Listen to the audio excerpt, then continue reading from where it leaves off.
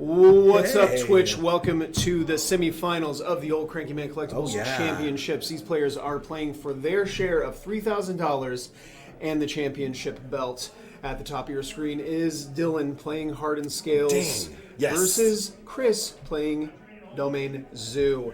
Your top four is this matchup. And the other matchup is Daniel Seidel playing Team of Rhinos, Adam Lappin playing Rakdos Scam. Who we just had on feature. Semifinals, 4 players, 4 different decks. Yeah. And funny enough, Daniel and Adam are teammates. They are. They're facing off. They're both members of Team Deck Punch. All 3 members of Team Deck Punch made the top 8. Yeah, Chris eliminated in the quarterfinals. Those 2 teammates are battling it out for a spot in the finals. They'll play against the winner of this game. Chris has Domain. Yeah, already. And Dillon got to resolve an Ancient Stirrings. Like, it's so a non-draw deck. Does Domain Zoo play Beans? Because they have Scion of Draco, they have Leyline Binding. Oh my god. I hadn't considered that. Do they play Beans? I don't know. That'd be a great question for Chris. Chris has been on this deck all year. Yeah, has not changed. Chris has been on the same deck all year long. And sometime before that as well. Yeah, Kavu with 5/5 here. Yeah, casually. What is that card that Dillon just played? I don't know. 3 mana something. Was that Forgenew? That's not Forgenew, no, is it? He's playing Hardened Scales. Hard to tell. Hang on, I'll take a quick peek. See. Okay, looks like Chris is going to go to combat here. Kavu going to get in the red zone. He's attacking for 5. Looks like he's going to discard a card. It's going to be another copy of Kavu. Going to draw a card. It's a promo Basilisk Collar. Oh, it's a Basilisk Collar. Yeah, okay, cool. That is rad looking. So, Arcbound Ravager, going to put a couple of counters on Patchwork Automaton. Yep. Just, god dang it. So if we just pan over and see them punching each other into the junk. Perfect. Oh, blessings. Yeah, I don't think they actually punch each other, but you know, it's like their team. Well, yeah. The chat can't see me now, but they have an L. They have a position. Yeah, I still prefer Team Peepaw. There's Team Peepaw. I just love it. I'm a sucker for a team with like jerseys. Another copy of Kavu. Yep. And on Dillon's turn, Urza Saga is going to go up 3 chapters now before it makes a construct token. What's he going to pull out of the deck? I don't know. Probably Springleaf Drum or Hardened Scale. No, not Hardened. I was a Might. Haywire Might. Haywire Might. Yeah. Chris casually putting 10 power in play on turn 3. Yeah. Zoo doing Zoo things. Zoo does that because his deck is like weirdly Gruul. Like, it's a Gruul deck, but it really plays with all 5 colors, and it like I don't know if you can call it a Gruul deck. There's every color card in there. Oh, you're right. And it like having access to a companion, which is the only companion that I've seen today. Yeah, Companion's not what they once were in Modern. Rest in peace. Blessings. Looks like he did get a Haywire Man off of the Urza Saga and also cast a Zabaz. Yeah. Another card you can actually get with the Urza Saga is Zabaz. Yeah? Yeah, I hadn't thought of that, but Haywire it's a great get. Just a little 5/5, going to get in the red zone. Is this Kavu going to trade? That's a great question. At this point, a Leyline Binding would be great for Chris. But here is a Leyline Binding. Looks like it's going to take care of the construct token. We'll head back over to Chris. He's going to take a draw step. What's it going to be? The Wart 2 on that Patchwork Automaton. Yeah, that's why I love that guy. Yeah, so good. So just getting it for 10 casually, and he has 2 Looks like he's triggered abilities. Discard a card and draw a card, and then for the other one, what's it going to be?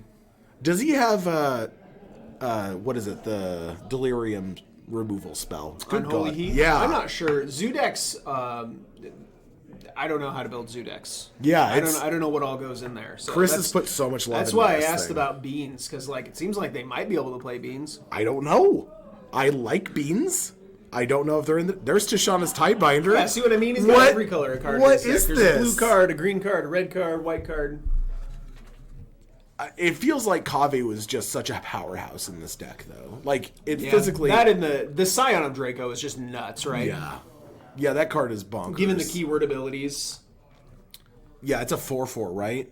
Yeah, it's a 4/4, and then it has keyword abilities for your domain. Which you always have all of. Well, yeah, I mean... I think Chris's fetching pattern is he goes and finds Savai Triome and then Breeding Pool. So he has five land types on turn 2 every game. Flametongue Kavu, or not Flametongue Kavu, Territorial Kavu is going to get in the red zone. Here's 10 damage. Looks like that's going to be an... Is that an Arcbound Ravager? No, what is that card?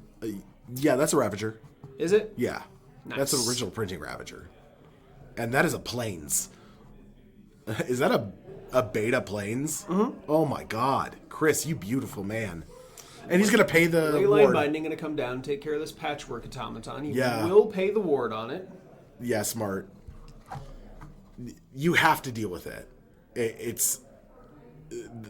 And he made him trade the Haywire Mite first. Because Haywire Mite would have been able to deal and with it. And a Lightning Bolt is going to take care of Zabaz before this Arcbound Ravager gets to resolve. So poor Arcbound Ravager is just going to get to be a 1/1. I mean, it is what it is. Basilisk Scholar on a 1/1. Still Death Touch.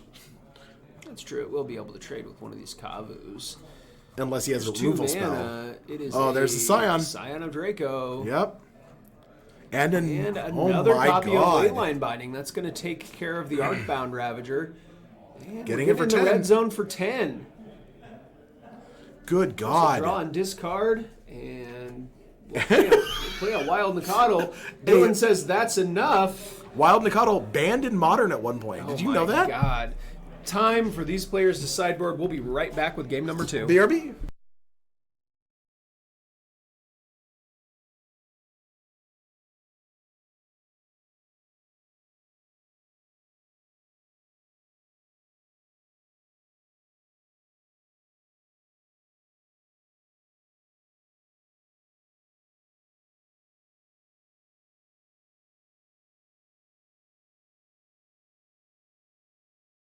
Hey, bud, what took you so long? I was taking notes. Oh, like a normal human being. I had a nice conversation with Chris. I also took notes.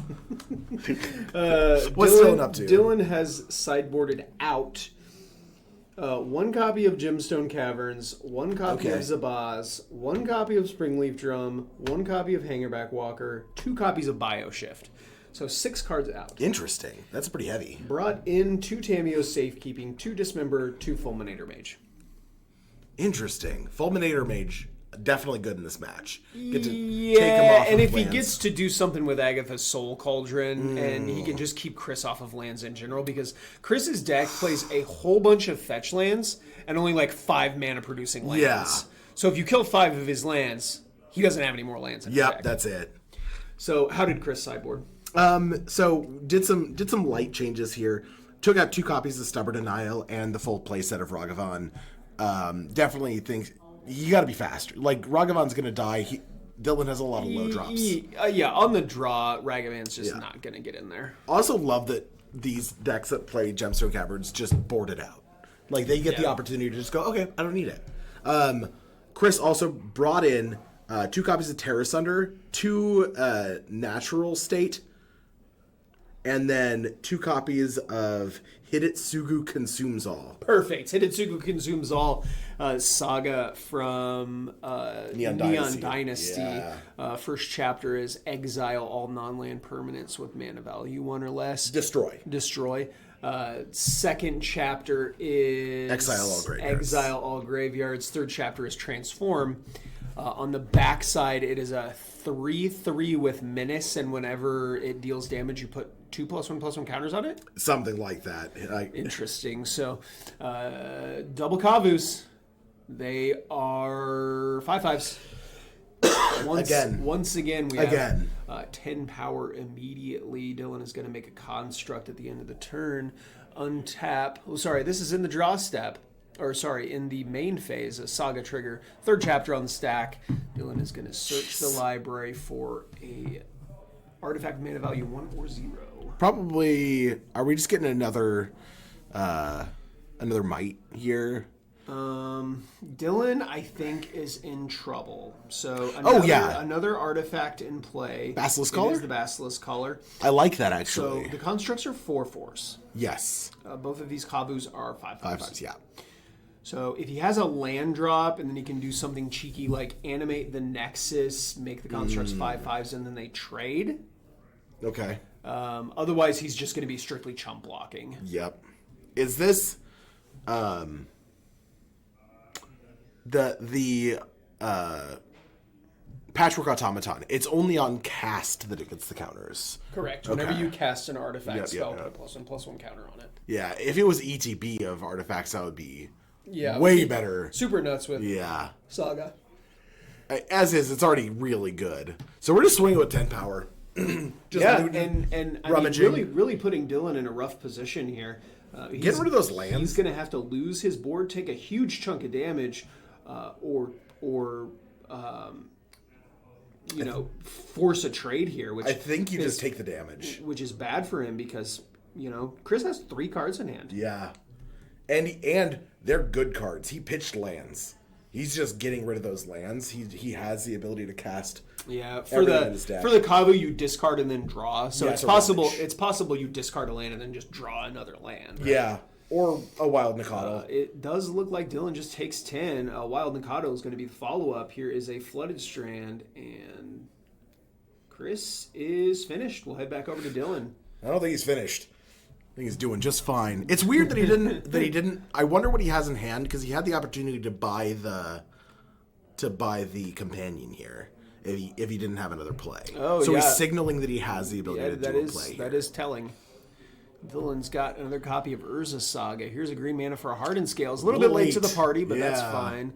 Stubborn Denial, I think, is going to counter this Hardened Scales, though. Yeah, he still has 2 copies of that in the deck, and I think it's one of the biggest blue spells in the deck. Like, the ability to have counter magic up. And it also makes sense why he didn't buy the Gigantha companion. Yeah. Construct Token's going to pick up the Basilisk Collar, and that's going to get in the red zone. We just taken 3 here? Yeah. Well, what are we... This would be 4. This is the Leyline Binding, isn't it? It's a Leyline Binding. Yeah, Beans would sort of make this deck nuts. I don't know if it would make it nuts, because it doesn't have as many of those high mana value things as some of the other decks do, but it does have Leyline Binding and Scion of Draco. Scion of Draco is only... I don't know how many. Like I said, I don't know how zoo decks are constructed. So, what is this? The Scion of Draco is 2 mana to cast. Yes, once you have full, because it's 12 mana. 12 mana gets two discount per basic land type, so it's 2 mana to cast. Okay. He saved his construct, gained 4 life. Yeah, Tameo Safekeeping, one of those sideboarded cards that he brought in, really coming in clutch here. What are we thinking here? Chris counting up damage. He has 13 damage Dillon in play. At 18 here was able to gain 5 life off of that construct attacking last turn. So that was a big swing for him. Having that protection spell. Look, Tameo Safekeeping, right? There is a Tribal Flames to take care of the other construct token. Everybody's in the red zone, so this is 13 damage coming across here. Can we change the name of that card to Kindred Flames? Yeah, I'm okay with that. I'd be rad. That'd be rad. Blake and I in support of the change from Tribal Kindred. Forcing the block here. There is quite a crowd around this feature match here. He's going to 3. Lots of people looking on. We're 5. This oh my could God. be the last game of the semifinals here. If Dillon can't figure out something. Well, he has the life link off of the. He does. That is going to gain him some life, but he is facing down a ton of power, and a Neshoba Brawler gets added to the battlefield here. So that's 5 more. Dillon facing down 18 power. Yeah, I don't think he minds trading off anything at this point, right? Like, he can attack with the Patchwork Automaton, doesn't matter. He's going to trade with whatever has the highest power attacking him, because then Neshoba Brawler. The Seiju going to get added. Here is another copy of Hardened Scales. Chris is tapped out. Nothing he can do about this. Yeah, he only has 1 card now, in if hand. Dillon can follow this up with just a few things. Put a couple of counters on that Patchwork Automaton. Get to a point where maybe he can start gaining some life and really defending himself against this onslaught. Otherwise, this game is going to be over in short order. Yeah, I'm going to point out that Chris has discarded probably 6 lands this game. Yeah, I see 3 or 4 that I know of for sure, but those territorial Kavus just helping you dig through your deck. Without that, he would have flooded out hard. This game would be hard flood. That's so clutch for him. We're looking up the rules text for Basilisk Collar. Just says equipped creature has lifelink and death touch. That's it. Yep. So it doesn't give a power toughness boost. This creature is still a 3/3. Right? It is a 3/3. Yep, it looks like 3 artifacts in play. Yep, so that'd be a 3/3. And if he attacks, Chris just blocks with the Brawler. Dillon will gain 3 life. Oh, Walking Ballista. Here's a Walking Ballista from Dillon. X3? So that's going to get an extra counter put on it from the Hardened Scales. Oh, here we go. And then Patchwork Automaton's also going to pick up a couple of counters. Both creatures going to get in the red zone. That's game. Yeah, crazy. Dillon found the line. That Hardened Scales math, dude. Absolutely was not seeing that coming. Dillon really found the line there. Wow. Going to game 3. Yeah. That wild. The ability to maneuver with that Basilisk Collar felt incredible. Mm-hmm. Yep, and his deck was kind to him off the top there too. He drew that Walking Ballista after the second copy of Hardened Scales after the first one got countered. So yeah, kind of firing on all cylinders there, able to find the line at the end. That was perfect. You know, that's why these guys are here and we're in here. Yeah, that's true. I famously bad at Magic. I have joked often that like I am way better at commentating than I would ever have been at Magic, at playing the game, or that I am just straight up illiterate. And I cannot read. And we are so glad that you're here hanging out with us watching the OCM Championships. 2023, these players are playing for their share of $3,000 in the OCM Championship belt.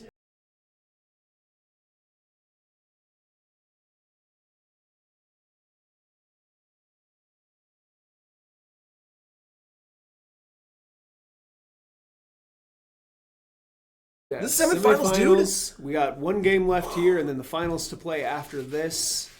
We've been going for 6.5 hours. Make sure you give us a follow here on Twitch and head on over to YouTube. It's Old Cranky Man Collectibles on YouTube. Subscribe to our channel. Every little bit helps. These players have already gotten started here. Hardened Scales from Dillon and a Savai Triome and Wooded Foothills from Chris. Yeah, this is... Oh, and no turn 2 Kavu. No turn 2 Scion. No Wild Nicodles. Second copy of Hardened Scales. Here's a Zabaz. A 3/3 Zabaz. This Foothills is going to get cracked.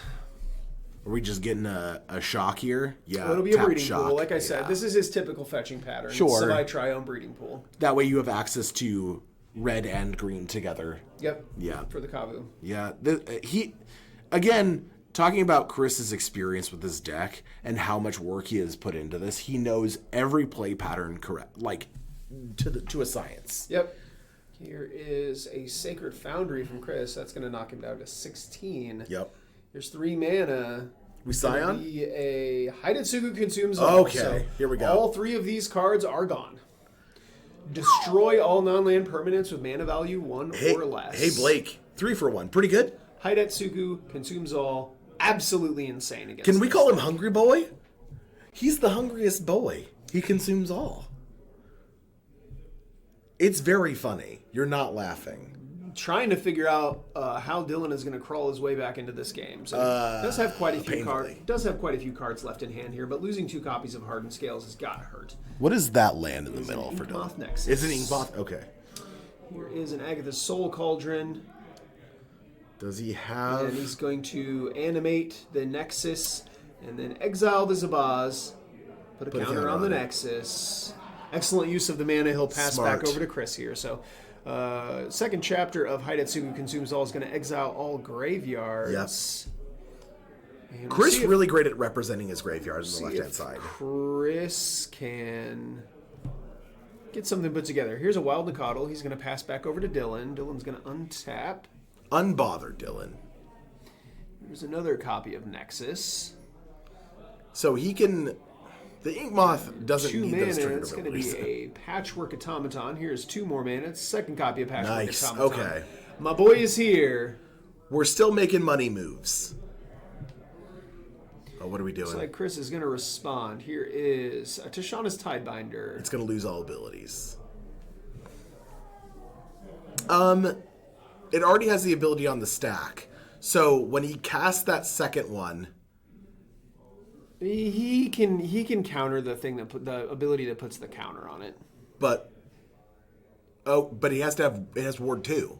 He's not targeting the creature. He's targeting the ability. Oh, really? Okay. Yeah, so the ability doesn't have Ward. So now that Patchwork Automaton has no abilities. Okay, cool. So it does not have Ward anymore. It's just a 1/1. It doesn't have any abilities. No. Correct, okay.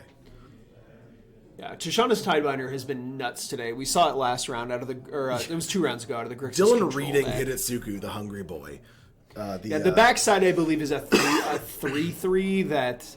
Yeah, I looked it up. Vessel of All-Consuming. Yeah, so it's a 3/3 with trample.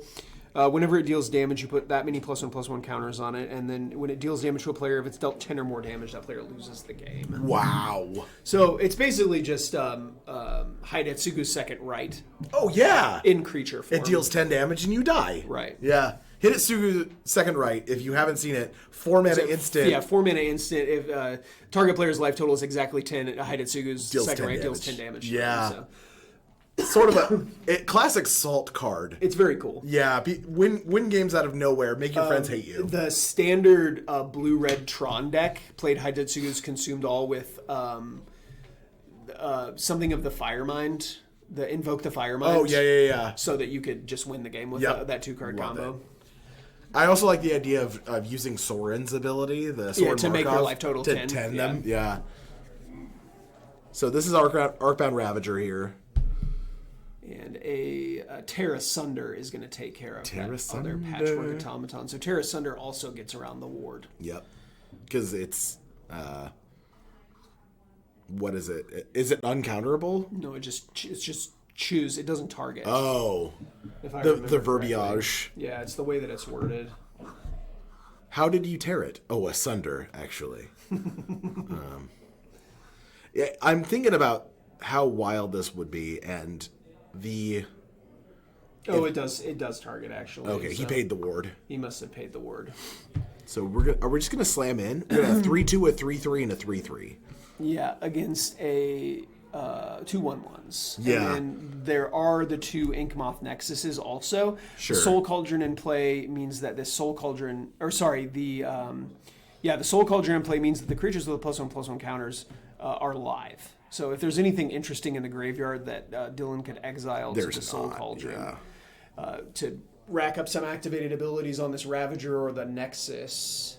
So he sacked the Patchwork Automaton to the to the Ravager. Ravager. To put a counter on it. Yeah, so he should still take damage, and the counter should still go on to... Because it has trample.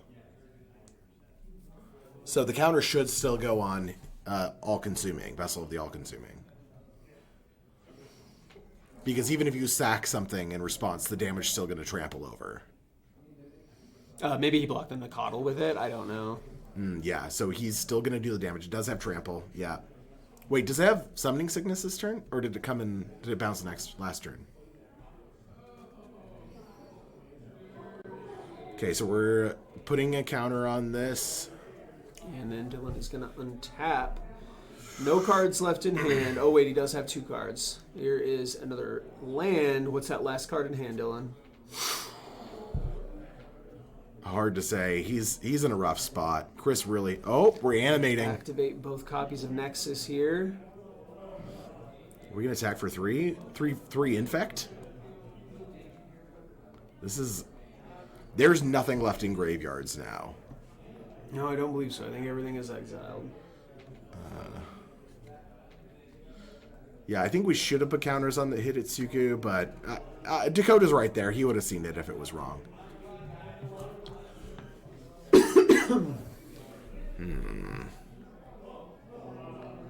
We're sacking it. Ravager is going to get sacrificed to put counters onto one of these nexuses. Sure. So this is 4, 5, 6 infect. Is that 2 +1 counters or 3 on the? One of them has 2. One of them has 3. One of them has 1. So it's 6 total infect. Yes, that would be 6 total infect. Which is, I mean, that's a... So you can activate the Soul Cauldron, put another counter on one of them, exile the Ravager, give the Nexus the Ravager's abilities. So it would have 4 +1/+1 counters on it. He could sack the Soul Cauldron.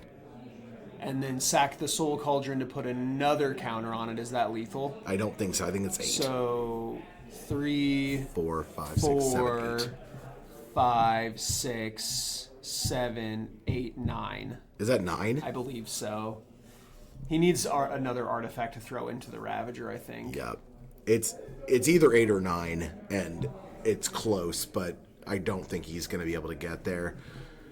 This is the hardened scales math we've talked about, where you're just like trying to count crop. Like, and imagine if you had a hardened scales in play. Are we just going in for 2, in fact? Okay. Okay. Yeah, opponent has 6, 7, 8, 9 damage. So if we come up with 2 more damage, he would be able to close the game out.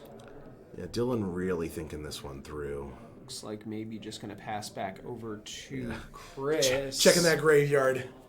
Just got to make sure. Yeah. Flooded Strand is going to get sacrificed here. This would be a great time for a... So the Leyline Binding can't target a land, though, can it?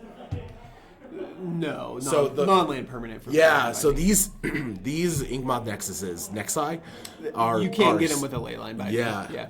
You cannot. You cannot get them with a Leyline That's Binding. rad tech, actually. Are we just killing?